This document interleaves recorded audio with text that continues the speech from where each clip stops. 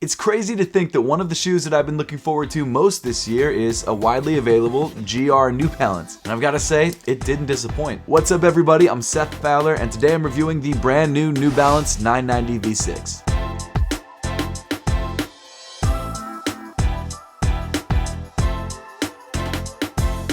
If you're looking to grab a pair of the New Balance 990 V6s, they officially released on November 4th for a retail price of $200, which yes, unfortunately is a $15 price increase over the New Balance 990 V5s. However, that shoe released back in 2019, and in 2022 we're going through some pretty insane inflation, and I'm sure material prices are more expensive than they used to be, so I'm not surprised by the price increase, but at the same time, it is a little disappointing. All that said though, in my opinion, even though the shoe is $200, I do think this is a shoe that's absolutely worth $200. So if you've been watching my channel for a while, you know that over the last couple years, I've become a really big fan of New Balance, and that's mainly because they've always made really great shoes. Even though they've not always been the most popular sneaker among sneakerheads, they've always had consistently good material quality and construction and overall product, and I feel like they're finally getting the attention that they deserve from not only the runner community, but also the sneakerhead community, and I think this shoe is a perfect example of that. This shoe, while yes, is a running shoe and definitely features that sort of dad shoe aesthetic, it's actually a shoe that I think a lot of sneakerheads will also really love because of how great of an overall shoe it actually is. Like I said at the beginning of this video, I've been heavily anticipating this shoe for the last 6 months to a year, and that's because I love New Balance's 990 line, which is one of their most iconic and popular sneaker lines of all time. The 990 V5, which originally released back in 2019, has become one of my most worn sneakers that I've ever owned. I wear this shoe almost every single day, not only because it's very comfortable on foot, but also it's one of those shoes that can be both a running shoe and also just an everyday lifestyle shoe, and that's one of the things that I love about the 990 line. It was originally designed as a running sneaker line. It still serves as a really great everyday running sneaker, but it's also an incredibly comfortable shoe that you can throw on with pretty much anything, and both runners and casual wearers alike can find things that they love about any of the 990 sneakers in the 990 line, and that's why I love this line so much. It's one of the most versatile and well-rounded sneaker lines, in my opinion, of all time. And up until recently, the New Balance 990 V3, one of the older sneakers in the line, has been my favorite pair of New Balance 990s, which is kind of crazy to say because this shoe is absolutely not as teched out or specced out as the 990 V5. However, in my opinion, it's a great combination of both comfort and style. However, I'm not gonna lie, I think the New Balance 990 V6 may have replaced the 990 V3 as my favorite 990, which is crazy, but I think it's true. Before we dive into the reasons why I think the 990 V6 is the best 990 sneaker of all time, let's first take a look at the box. So if you're familiar with New Balance boxes, and in particular the 990 boxes, you know that this box is a little bit different from some of the previous models. Usually, they come with an American flag on the top and say made in the USA. And while this shoe is still technically made in the United States, in fact they do say that on the box, they switched out the design on the top of the box for a much more plain and simple New Balance logo in dark gray on top of a lighter gray. Actually, it's the same exact Castle Rock colorway that you find on the shoe itself, and it makes me wonder, for different colorways of the shoe, are they going to switch out the colorway on the box?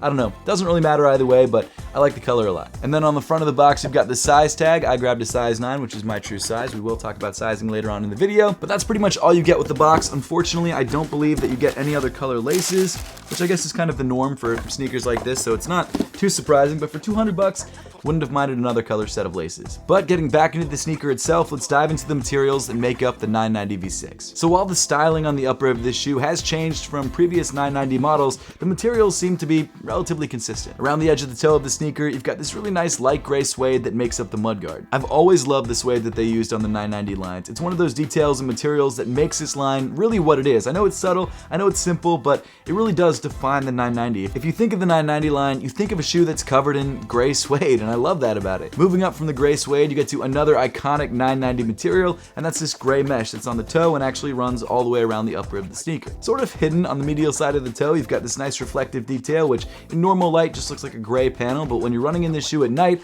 or maybe someone takes a picture of this shoe with the flash, you really see this detail pop, and I really like that little subtle accent. On either side of the toe box, you've got these dark gray perforated panels, which almost look like the skeleton of the shoe, and I think really add a nice aesthetic detail to the sneaker. As you move up on the shoe, you find another reflective detail at the bottom of the tongue with the New Balance logo in the center of it, and then on either side of the tongue you've got these light gray suede eye stays. Weaving through the eye stays, you've got these flat white laces, which I think do contrast the upper of the shoe really nicely, and of course tie in, no pun intended, intended really nicely with the midsole of the shoe. Then underneath the laces, you've got more of that mesh material that you found on the toe, on the bottom half of the tongue. And as you move to the top half of the tongue, the mesh changes to more of like a gray meshy style fabric, kind of like that mesh that you find on sports shorts. And at the top of the tongue, you've got this large New Balance 990 V6 logo patch. Now, one thing I'm noticing about the 990 V6's tongue when compared to like the 990 V5s or even the 990 V3s, the tongue itself seems to be a little bit less padded than the 990 V5s. Not a lot, it's not very noticeable, and I only actually noticed it when I was holding these two shoes side by side. Walking in the shoe, running in the shoe, I didn't notice it at all. I will say that probably because there's less padding, this tongue is more flexible than the tongue on the 990 V5, which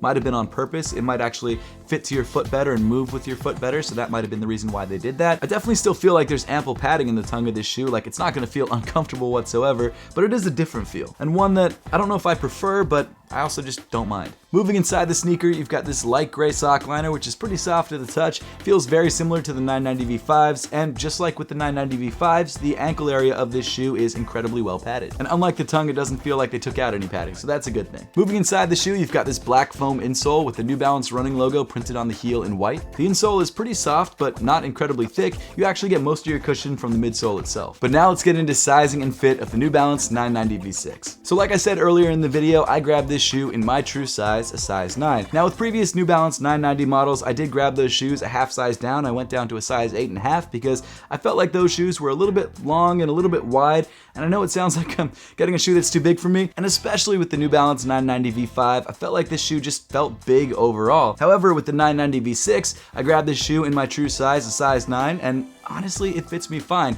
It does run a tad long, and I probably could have gone down half a size, and I've heard a lot of people recommending to go down half a size. I personally love the way this shoe fits me true to size, which is kind of frustrating because I'm not sure exactly how to recommend this shoe to you guys. Do you want to grab it true to size? Do you want to grab it down a half size? I'm not really sure. This is one of those shoes that I think you really need to try on before you buy it. I mean, honestly, you probably would be fine just going true to size in this shoe. I don't think you'd have any issues, but if you're looking for a very true one-to-one fit, you should try the shoe on first before you buy it, because I don't know if the shoe is going to fit you true to size or if it's going to fit you slightly big. So really the best thing to do is go into your local New Balance store or maybe Foot Locker whenever the shoe does release in Foot Locker. Try the shoe on first before you buy it, and just make sure that you're grabbing the right size for you, because $200 is a lot of money to spend on a pair of sneakers, and you want to make sure it fits. Also, a bonus of all of the 990 sneakers, they all come in different widths. Like you can grab a regular width of this shoe, you can grab a large width or a small width. Really, no matter what your foot shape is, you can find a pair of 990 V6s that fit you. Also, if you're trying to increase the comfort of these shoes, or really any shoe, I definitely recommend checking out my sock brand Apothecary, which you may have already noticed on foot in the on foot portions of this video. We make incredibly comfortable socks that look great with your sneakers, and if you guys want to check them out for yourself, I've made sure to leave a link in the top of the description below. And in my opinion, our Blue Essentials socks look great with these New Balance 990 V6s. Continuing back in the shoe to the midfoot, you've got more of that gray mesh that we talked about earlier, some more of that suede that I absolutely love, and of course in the center of the midfoot you've got the reflective New Balance N logo. This time around, in sort of a callback to the 990 V3, the N logo is actually surrounded by this white piping, which I absolutely love, and it really makes the logo stand out on the side of the sneaker. Just behind that, you've got some more reflective paneling, as well as a reflective hit right here on the top eyelets of the shoe, and then towards the heel of the shoe, on the lateral side, you've got the 990 logo. And then moving around to the heel of the shoe, you've got some more reflective hit, some more of that really nice suede, you've got the New Balance logo, and just below that, you've got Made in the USA. And actually, that's the only place that I can see on the outside of the shoe that features the Made in the USA branding, which is interesting because on the 990 V5, it actually had an American flag on the tongue, which, to be fair, made the tongue a little bit stiffer than I think it needed to be, but they definitely showed that off a lot more on the previous shoe. Now, according to New Balance, their Made line, which this shoe is a part of, has a domestic value of 70%, which means 70% of this shoe was either made or constructed in the United States, or maybe 70% of the materials were made in the United States. It's honestly kind of vague as to what that means, but either way, a good portion of this shoe was made in the United States. Again, I don't know if that means constructed or the materials were made in the United States. I have no idea,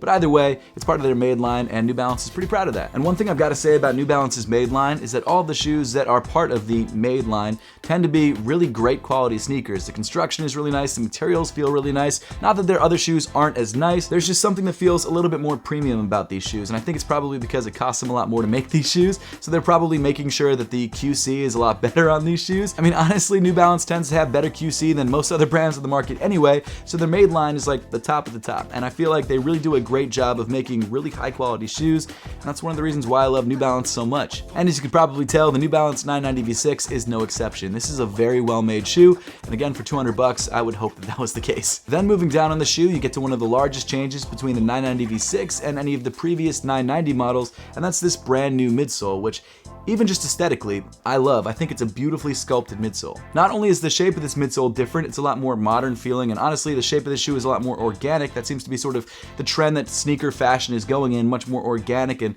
almost natural looking pairs of shoes. I mean, look at the foam runner. It looks like it was grown from a tree, but also the materials put in this midsole are different. So one of the biggest changes between this midsole and the previous midsole is the fact that this midsole features fuel cell foam, which I love because it's a very soft cushion and it's also very responsive underfoot. Now, this shoe is not as cushy or as soft as something like the New Balance 1080 V12 or anything like that, but it is definitely softer than the New Balance 990 V5 or any of the previous models. Now, I will say that this is not like a max cushion shoe like Nike React or Adidas Boost or anything like that, but honestly, I feel like it's a perfect mix between some like really soft cushion and also some very stable, firm cushioning. Like, it's right in the middle. It's actually a really great sort of everyday cushion that I think is probably one of their best cushions yet. I mean, I'm not gonna lie, I love very pillowy, cushiony shoes, but those aren't the kind of shoes that you can wear every single day, and honestly, I don't really like running in those shoes because I feel like I'm losing a lot of energy really falling into the material the way that those shoes can have you sort of fall into the shoe. The 990 V6 still feels very responsive. You still do get a lot of good cushion, but it's not too much cushion. I feel like they really found the perfect balance, and that's one of the reasons why I love this shoe so much. It's a really great running and casual shoe for a lot of people out there. In addition to the fuel cell found in the midsole of this shoe, you also have encap, which is a slightly stiffer cushion. It's also coated or covered in a slightly stiffer material to provide a lot of stability in the heel, which is much appreciated because fuel cell is very soft and the encap kind of balances everything out. I mean, overall, the New Balance 990 V6 is an incredibly comfortable shoe. You've got this really well padded upper, which is still pretty breathable, as well as this very soft but still stable midsole. And one thing I really like about this midsole is that they've increased the size of it, so it gives it a much more chunky look, which aesthetically I love, and I actually really like that sort of very slight rocker feel that it gives you when you're walking or running in the shoe. It makes transitioning into your next step very, very easy. But then finally moving to the bottom of the sneaker, you've got this black rubber and gray rubber rounding off the outsole. As you probably could have guessed from the entire review, I love this shoe. I think it's an incredible sneaker overall. I think it's very versatile, and I really think it's the best 990 sneaker ever. Personally, I feel like it's a perfect mashup of comfort and style. Like, it's the best of both worlds. It's a great looking sneaker, but it's also a very comfortable sneaker. And as someone who loves crazy collaborations and honestly more limited sneakers, I can't wait to see some of the crazy collaborations that take place on this shoe. The paneling on the upper of this shoe is so interesting already. When you throw on some different colors and some different details, it's really gonna make this sneaker pop. Genuinely, this is one of my favorite sneakers of the entire year, and I absolutely think it was worth the wait. But hey, I would love to know your thoughts on the 990 V6 and whether this is a sneaker that you're looking at grabbing, so make sure to let me know your thoughts in the comment section down below. Thank you all so much for watching, and I will see you all in the next one.